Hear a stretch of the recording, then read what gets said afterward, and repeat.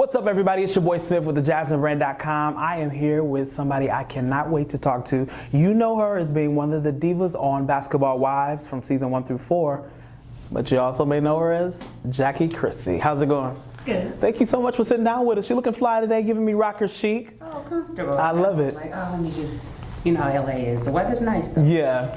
So look, we've learned so much about you over the years. I wanted to ask you, what was it like growing up as Jackie, like in Seattle? Like, what was your life like back then? You know what? Everybody knows my family. So I was a tomboy. I used to ride little mini bikes and all that kind of stuff. I have 3 brothers, 5 sisters. I like to say I ran the town pretty much, but I got along with everybody, and I have a big heart, so I was always bringing all the kids to our house, you know, the neighborhood house hangout type of thing. But Seattle's off the chain. People don't know about it. It's beautiful. In the summers, we go to Seward Park, hang out, listen to music. Everybody's vibing. So it was like that. And I was into modeling and fashion. Everybody knew it, type of thing. So nice. So you eventually met this man, Doug Christie, in 1996, and in 3 days after he proposed, yes, you married him. How did you know that he was the one? I didn't know right away. We met through a mutual friend, Stephen Taylor. He was his best friend and a friend of mine, and I wouldn't date athletes back then, so he didn't tell me he was an athlete right away. And then one day Doug came from college and in the summer, and he was like, just meet him. So I met him.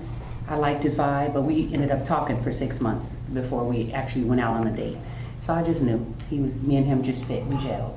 So for the last 20 years, you guys have gotten married every year on your anniversary. Talk to me about the reasoning behind why you get married every year, and like what does that mean to you? You know what, it's a family tradition. When he proposed, it was 3 days later we got married. Some of our family and friends couldn't come from out of town, so when we was able to do it again the next year, they could come. We liked it so much. It's a way to bring everybody together, you know, restate and reestablish our bond. So we decided to do it every year. So we've done it 20 times now. So recently I saw on Basketball Wives, you caught some attention because you had recently confessed that you've never provided oral services to your husband. So some of the ladies online wanted to know, how did Jackie Christie get to keep her man for 20-some years without doing this? So how did you get through 20 years without, you know, hooking a brother up? You know what, that's a good question, and it's funny because I didn't know it was so prevalent. Everybody's doing it until I got on the show, and all the girls were like, girl, you gotta do this, and so Dre done showed me how to suck a lollipop, and Malaysia with the ice cream. I'm like, well, I just don't, you know, I don't know. I just never got into that, but you're always learning, always evolving. You know, our relationship always, you know, changes and evolves, so, you know, we've been married 20 years and made it, so imagine the next 20. So look, I know you guys filmed and shot that a while ago. Has anything changed? Have you been challenged since then, maybe, or nah? I cannot say, but if you guys tune in and watch the show, you will see what happens. Yeah.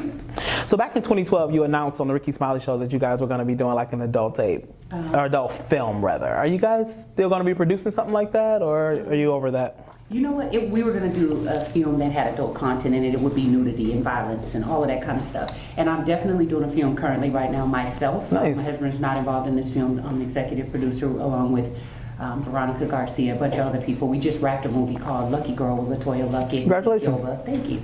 All of those guys. And it was Columbus short. It was fantastic. So this one is called In the Land of Sex and Money. So it will be a lot of adult content in it. But I feel like it's something that we all shy away from, but it's happening. And I want people to understand and see the underbelly, so it's kind of like New Jack City, Power, and Belly.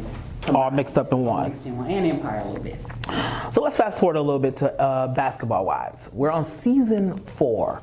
Talk to me about how was this season, filming this season, different from filming other seasons? And congratulations, by the way, 4 seasons, that's pretty good. Thank you. I feel like that's an accomplishment. We're blessed and honored to have it. And the girls, the new girls, I think they injected some freshness, some interesting, different lifestyles. Shawnee, Tammy, you know, they bring something, you know, amazing to the table. We got Angel Brinks, Mehgan, you know, James, just a lot of different people.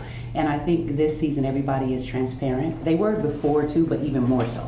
And when you have people like Shawnee and Tammy letting you see their life, that says a lot. So I'm excited. So we know, like in reality television, there's always the wizards, the producers, the editing and all that. They tend to want to portray you as sneaky or conniving, or do you feel like that they portray you that way? And if you do agree with that, how much of their portrayal is how you actually are? I feel like shared media and VH1, I've said this all along, I'm consistent with it, and I'm not just saying it, I honestly believe it. I'm a person that will speak my mind. If I don't like something, I'll say it. They've been amazing. What you see is what you get. I will say certain things I want to take back if I'm cursing or something. But they're only putting out what you give them, what you know, what they're filming. So they're not portraying, I'm me. And it comes off that way because I am bold, I'm different than most women, I'm gonna tell you how I feel.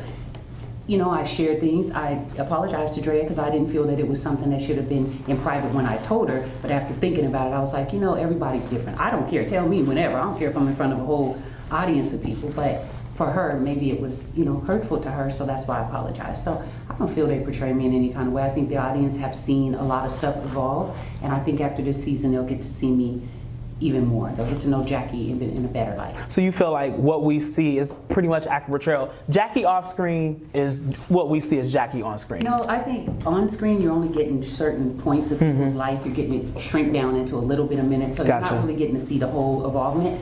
I am a very real person. I love everybody. I really do. And I like to get along with people. But if you're doing something wrong, I'm going to call you on it. So, and I've been that way my whole life. And my family's that way. That's just how I was raised. But I'm not doing it to hurt nobody or put nobody down. And I think a lot of times when people judge and think I'm begging for friendship, that's the last thing I need. God is my friend. My husband is my best friend.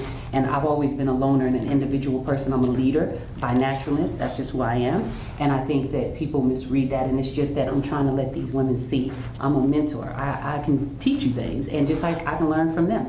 So that's what they're saying. And it seems like you have a really big heart.